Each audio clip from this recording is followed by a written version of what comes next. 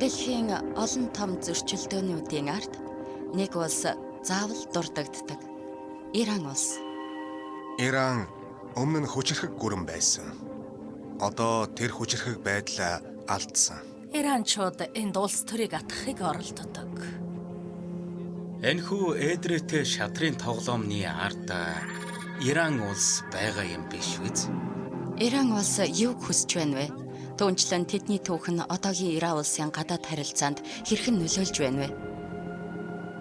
Иран улс яагаад ийм олон өөр зөрчилдөөнүүдэд оролцдог тухай 5 жишээг бид танилцуулъя. Юунд түрүүнд бид 21-р зууны Иран улсыг ойлгохын тулд цаг хугацааг ухраах хэрэгтэй болно. 1. Агуу түүх. Азийн олон салаа замын уулзуурт байх Ираны газар нутагт дэлхийн хамгийн эртний соёл иргэншлүүдийн нэг байсан. Хамгийн хүчирхэг эрен үедээ Персийн хаан тулс нь 50 сая гаруй хүн амтай байсан бөгөөд энэ тоогоороо тэд тухайн цаг үедээ дэлхийн талтай дүүцхүйц хүн амтай байсан байж магадгүй юм. Иранчуудын элит гэр бүлүүд болон энгийн иргэдийн дунд Иран улс агуу түүхтэй гэдэг ойлголт төгссөн байдаг. Энэ нь тэдний дотоод болон гадаад хэргийн хандлагад хүчтэй нөлөөлдөг. Хэдэн зууны турш Ираны газар нутагт дараалсан олон хүчирхэг хаан тулсууд оршин тогтносоор ирсэн. Дараа нь 7 дугаар зуунд муслим араб армууд хүчээ авч исламын шашныг дэлгэрүүлсэн. 20 дугаар зууны эхээр Их Британчууд Иранд газрын тос олж нээснээр тус улс дэлхийн тавцанд дуулдаж эхэлсэн. Их Британчууд хэдий Иран улсыг колоничилж байгаагүй ч Англи-Иран газрын тосны компани буюу British Petroleum нь Иран улсад маш их эрх мэдэл авчирсан. 1953 онд Америкийн нэгдсэн улс болон Их Британий тусламжтайгаар ерөнхий сайд Мухаммед Мусадэ татан буугджээ. Мусадэ нь газрын тосыг зөвхөн Иранчуудад хуваарлж, улмаар гадаад худалдаас урьж, улсын эдийн засагч хямарсан байна. Барууны орнуудад талтай Ираны шах Мухаммед Реза Пахвалин энэний ачаар 26 жил тайван хангалуун амьдарсан юм. Одоогийн нийслэл Тегеран хот нь урдынхаас маш ихээр өөрчлөгдсөн харагдаж байна. Харин 1979 онд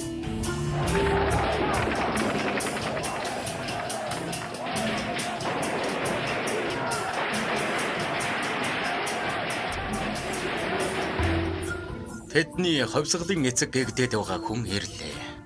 Энэ бол сая Иранчуудын хүлээж байсан цаг мөч юм. Аятолла Рухолла Хоменейн шашинг гол үзэл сурталаа болгосоор Иран улсын удирдагч болсон юм. Нэг хүн ингэж их олны талархлыг хүлээн гэдэг гайхалтай.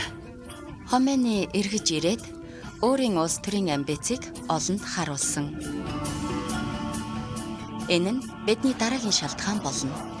Хүмүүс Америкчуудыг цаазал, шахыг цаазал, Картерыг цаазал гэх мэтээр ойролцоож байна. 2. Америкийн нэгдсэн улс. Ираны хувьсгал эхэлснээр Иран улс барууны орнуудаас холбоогоо тасалсан. Гадны улсууд манай улсаас гараа татснаар бидний ялалт эхлэх болно. Нийслэл Тегеран дахь Америкийн элчин рүү шин дэглэмийг дэмжигч оюутнууд дайрснаар Иран-Америкийн харилцаа дордсон юм. Энэхүү сөргөлдөөн нь 444 хоног үргэлжилж олон улс энэнд хамт арга хэмжээ авахд хүрсэн. Ираныг түлхэн унгах Америкчуудын оролдлого гэж үзсэн бүхнийг Иран улс үүнээс хойш няцаах гэж их хичээх болсон.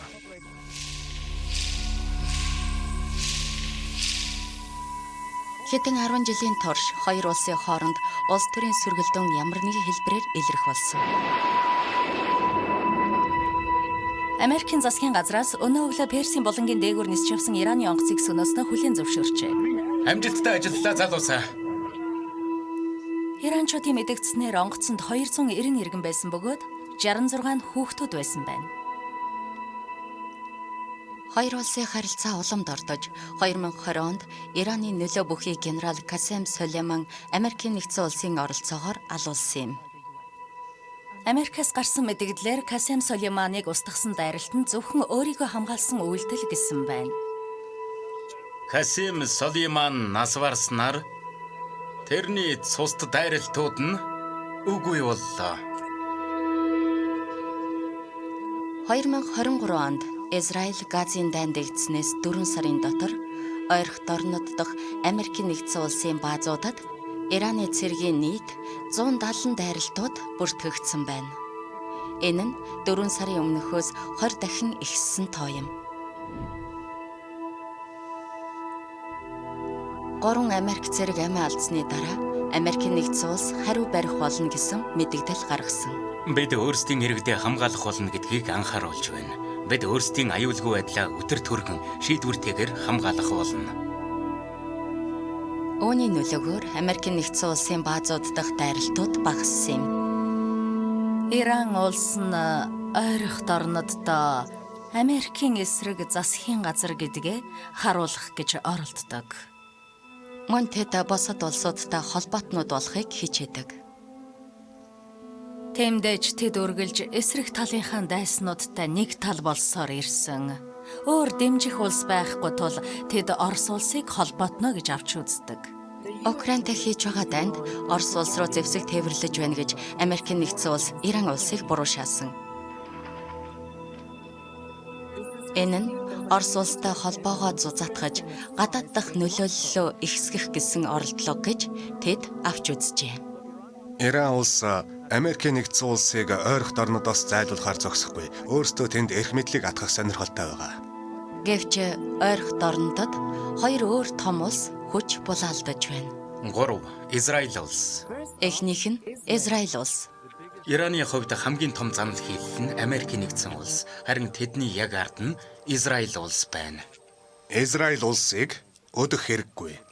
Хэдэн жилийн турш тэд Ираны газар нутаг дахь дайралтуудыг зогсоох холбоотнуудын сүлжээг бий болгосоор ирсэн. Энэхүү сүлжээ нь эсэргүүцлийн тэнхлэг гэгддэг. Ойрхон орнод дахь Ираны нөлөөлөл нь цэргийн хэлбэрээр орж ирдэг бөгөөд үүнд Газ дахь Хамас бүлэглэл, Ливан улсын Хезболла, Йемений Хусит болон Ирак, Сир, Бахрейн улсууд дахь бусад бүлэглэлүүд багтана. Тэдний ихэнх нь барууны орнууд террорист бүлэглэл гэж дууддаг. Энэ тал дээр Иран улсын хувьд үнэмшилтэйгээр үүсгэх тодорхой хэмжээ байсаар ирсэн. Эсэргүүцлийн тэнхлэг хөдөлгөөний гишүүдийн үйлдэлүүд нь Ираны засгийн газраас хамааралтай хэсгээр ярихад тэдний сүлжээ нь өмнөхөөсөө илүү эмх цэгцтэй бас чадвартай болсон. Гэсэн хэдий ч 10 сард Иран улс нь гинтийн цочролд автсан гэж хэлж болно.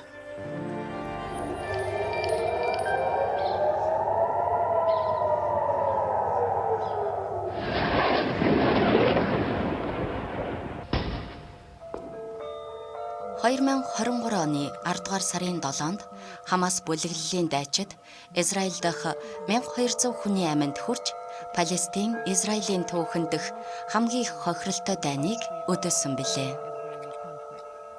Иран улс дайралтанд оролцоогүйгээ илэрхийлсэн ч Хамас бүлэглэлийн үйлдэлийг дэмжсэн байр суурьтай байсан. Үүнээс хойш Хамасыг дэмжих Иран улсын дэмжлэг нь хүчтэй шүүмжлэлд өртөх болсон.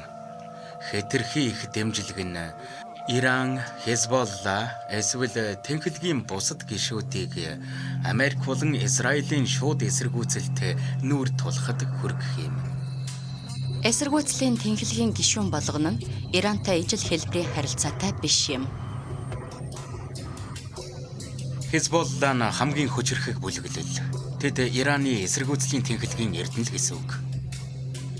Хезболла нь 1980-ад онд гарч ирсэн бүлэглэл юм. Тэд Ливаны өмнөд хэсэгт баазтай бөгөөд Израиль улсын хойд хэлд цэргийн хүчний занал хийлэл учруулдаг.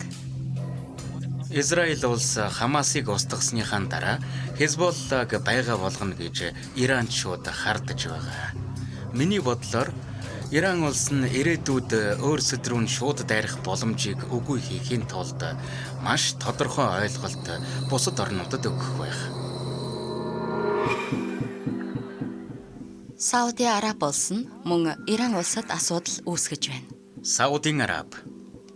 Тус улс нь ойрхон орнод дахь хамгийн том сүннит урсгалын төлөөлөгч бол Иран хамгийн том шиит урсгалын төлөөлөгч юм. Исламын шашны олон урсгалууд нь зөнч Мухаммед хэнийг өөрийн залгамжлагчаа болгосон тухай ойлголтын зөрчилдөөнөөс үүссэн. Үүнээс болж бусад орнууд хоорондоо дайтаж байгаагүй ч Иран, Сауди Араб хоёр хэд 10 жилийн турш том дайнуудад үргэлжлэх хоёр эсрэг талын хүчийг дэмжсээр ирсэн. Хамгийн том шийт урсгалын төлөөлөгчийн хувьд Иран улс нь өөрсдийгөө ойрох орнуудынхаа муслимчуудын, ялангуяа шийт урсгалыг дэмжигчдийн удирдах хүч гэж өөрсдийгөө үздэг. Түүнчлэн Иран улс нь Сауди Арабын нөлөөллийг дарахын тулд Хусит бүлэглэлд тусалцаа үзүүлж байсан.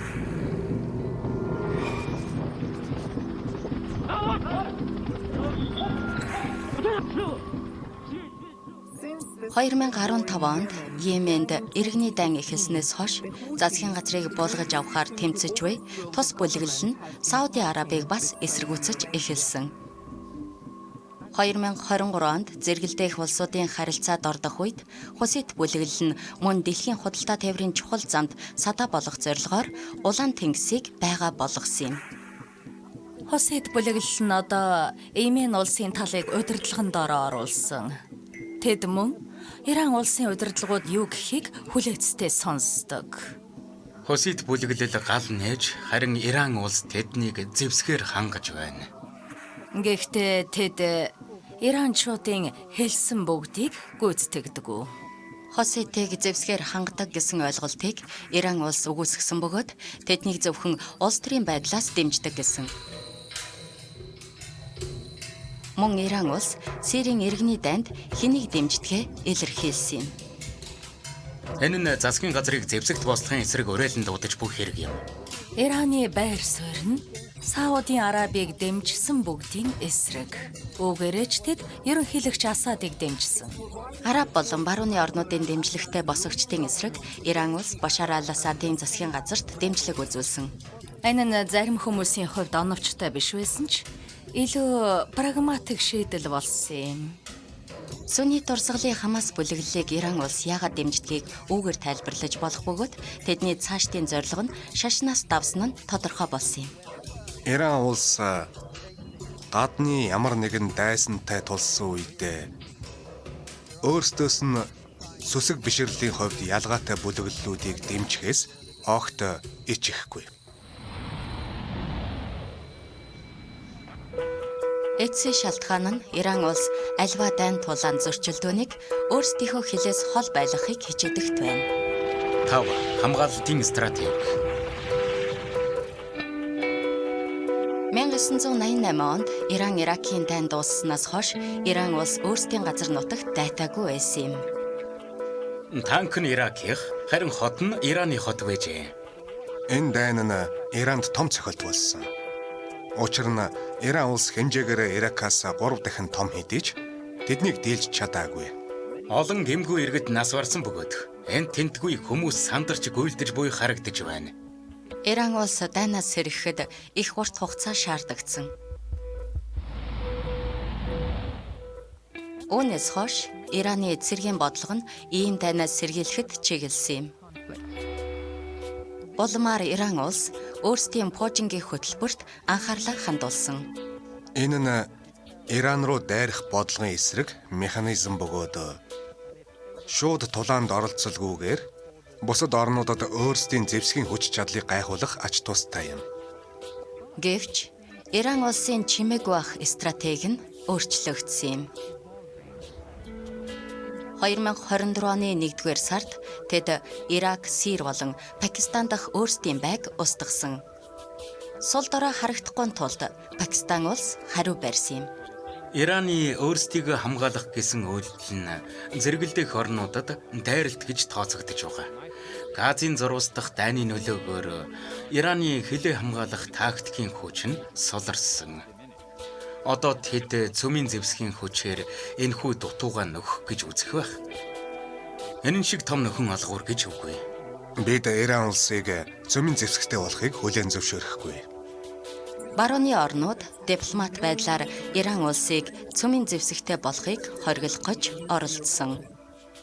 Гэвч 2018 онд энэхүү шийдвэрийг батлах хэлэлцээрээс ерөнхийлөгч Трамп буцсан юм.